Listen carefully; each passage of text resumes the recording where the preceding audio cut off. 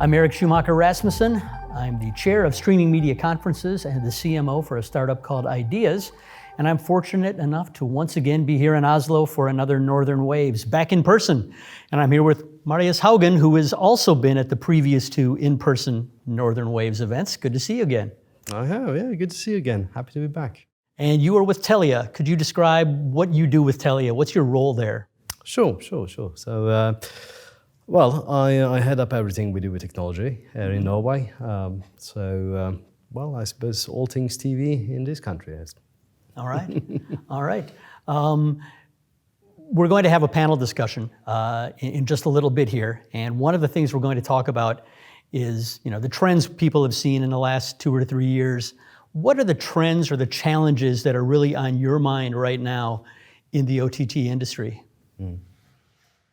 Yeah, so, when we spoke the last time, I think I forecasted that we wouldn't have so much new technological innovations, that more of the innovations would happen in the business model space and collaborations between providers in a new way. And that's rather materialized, I would say. We haven't had any kind of mind-boggling technology innovations. The platforms are the platforms, and they haven't really evolved in a way that would at least bend the nature of the industry like it has before. But we have seen that the technology that is behind has become increasingly commoditized and available to a larger swath of content owners, which again has produced an increasing set of streaming services and apps and even complete TV everywhere solutions from relatively small parties, which has caused a lot of fragmentation, which I didn't forecast, but has still been the case. And I think it's really to the detriment of the customer.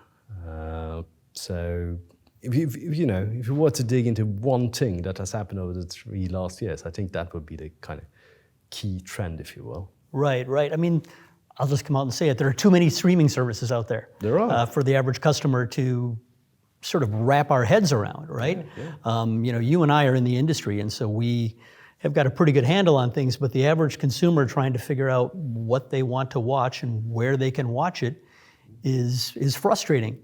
So let's look ahead to the next couple of years. What are your predictions, or what has to happen to sort of combat that situation?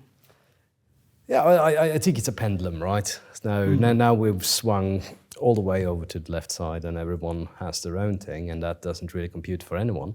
It doesn't work for the customers, but it doesn't really work for the industry either, because it ends up in us producing way too much content, driving up the costs for everyone, ourselves and the consumers in the end.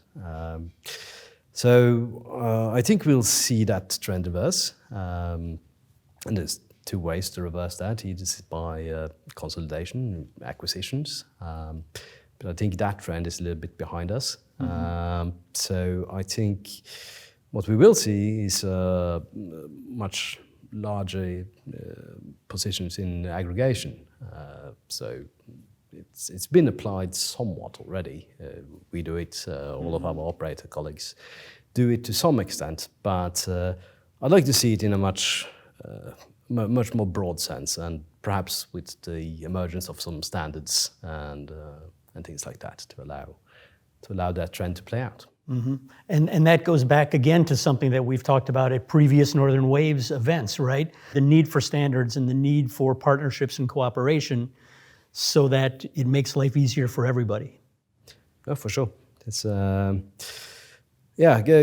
into these kind of one-to-one integrations with everyone doesn't really serve the purpose of either one party. So it's if we could instill some kind of standard or even a third-party hub, I'd be happy with that as well. Sure. So right. Anything that would ease the collaboration. Looking specifically at Nordic OTT services, how can local services in the Nordics or anywhere remain competitive as all of these global international streamers come into every market? Yeah, it's an interesting question. Obviously, for us as an operator, we don't really discriminate on origin. You could be an international large player, or you could be a rinky-dink local one, and we'll aggregate you all the same. But as for the broadcasters, where that might be a little bit more applicable, I still think that people feel a belonging. I think they want to connect to their communities, to the culture, to sports events and teams that apply to them. And I think that's how they should compete as well, to focus on what they can do better than everyone. There's no use in competing in international drama if you're a Oslo-based production house, in my view. Right. But yeah, do what has local appeal, I suppose. Makes sense. Makes sense. Thanks so much for sharing your thoughts here. I look forward to getting your thoughts in a little more detail on the panel we have coming up, which will also be available on the Northern Waves website, recorded for viewing afterwards. Thanks again, Marius. Thanks for having me.